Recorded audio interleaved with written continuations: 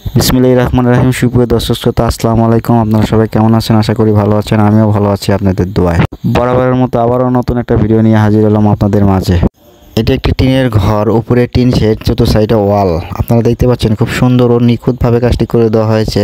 এখানে কি কি মাল ব্যবহার করেছে, কি কোম্পানির বোর্ড ব্যবহার করেছে তা নিয়ে বিস্তারিত আলোচনা করব। এই রুমটিতে কত টাকা খরচ হয়েছে তাও নিয়ে বিস্তারিত আলোচনা করব এই ভিডিওটিতে।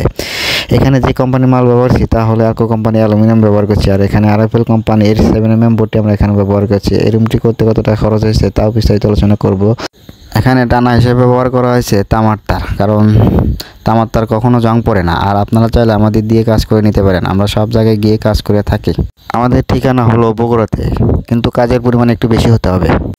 এই রুমটির মাপ হলো 12 ফিট বা 14 ফিট। এখানে 75 টাকা স্কোয়ার ফিট নেওয়া হয়েছে। আর ভিডিওটি যদি ভালো লাগে অবশ্যই আমার চ্যানেলটি সাবস্ক্রাইব করে দিবেন এবং আমার সাথেই থাকবেন।